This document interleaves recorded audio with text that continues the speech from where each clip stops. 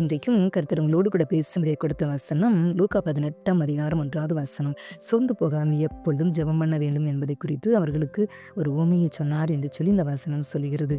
இன்றைக்கும் கேட்டுக்கொண்டு இருக்கிற குடும்பத்தின் பிள்ளைகள் உங்கள் ஒவ்வொருவரோடு கூட கர்த்தர் பேசுகின்றார். பிரியமானவர்களே, பாருங்க, இந்த அதிகாரத்திலே பார்க்கும் பொழுது ஒரு பட்டணத்திலே நியாயாதிபதி இருக்கின்றான். ஆனால் பாருங்க, தேவனுக்கு பயப்படாதவன், மனுஷனை மதிக்காதவனுமா இருக்கிறான். ஆனால் பாருங்க, அந்த பட்டணத்துல தான் ஒரு 7 விதவையும் இருக்கிறாங்க.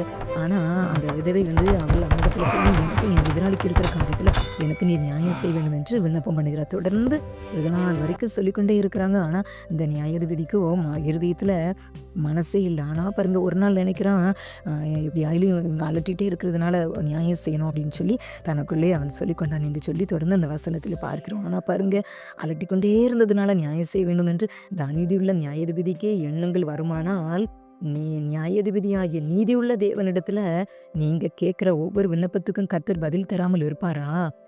கேட்டுக்கொண்டிருக்கிற குடும்பத்தின் பிள்ளைகள் உங்களோடு கூட கர்த்தர் பேசுகின்றார். என்னுடைய ஜெபத்துக்கெல்லாம் கர்த்தர் பதில் தரல. நான் எத்தனையோ கண்ணீர் வடிச்சிட்டேன். எத்தனையோ என்னுடைய குடும்பத்தின் சூழ்நிலைகளை பார்க்கும் பொழுது சமாதானம் இல்லாமல், நிம்மதி இல்லாமல், கண்ணீரோடு இருக்கிறேன், வேதனையோடு இருக்கிறேன்.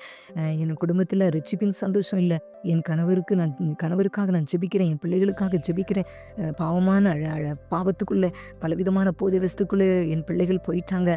அதிலிருந்து மீட்டெடுக்கப்பட வேண்டுமே நான் கண்ணீர் வடிச்சிட்டேன். என் சொல் கேட்கலன்னு நான் அதுக்காக நான் ஜெபிச்சிட்டேன். ஆனால் இன்னும் கர்த்தர் என்னுடைய பிள்ளைகளை தொடலையே, என் பிள்ளைகளை மனம் திரும்ப செய்யலையே, என் கணவரை சந்திக்கலையே, என் கணவர் ரட்சிக்கப்படலையே. நாங்கள் குடும்பமாக கர்த்தரை ஆராதிக்கணும்னு விரும்புகிறோம். ஆனால் நாங்கள் 1-2 பேர் தான் நாங்கள் ரட்சிக்கப்பட்டிருக்கிறோம். முழு குடும்பமும் ரட்சிக்கப்படணும்னு நான் கண்ணீர் வடித்து ஜெபிக்கிறேன். என் கண்ணீரை கர்த்தர் கவனிக்கலன்னு சொல்லி நான் சோர்ந்து போயிட்டேன் அப்படின்னு நினைக்கிறீங்களா?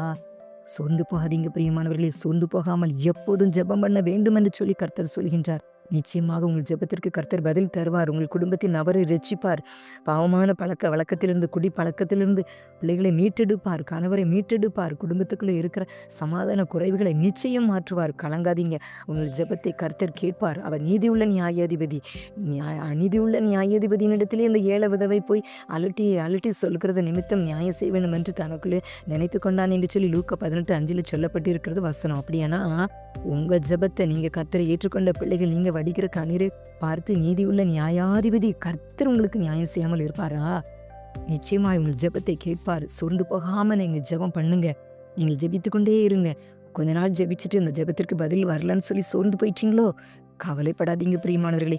மனம் தளர்ந்து போய் விடாதீங்க. கர்த்தர் நிச்சயமாய் உங்கள் ஒவ்வொரு சொட்டு கண்ணீரையும் பார்க்கிறார்.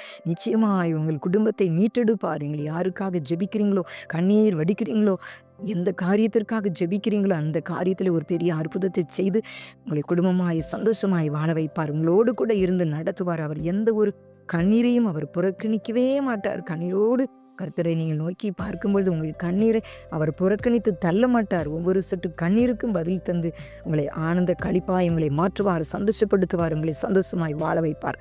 அப்படிப்பட்ட கிருபைகளை தேவன் உங்களுக்கு தந்தருள்வாராக. ஆமென்.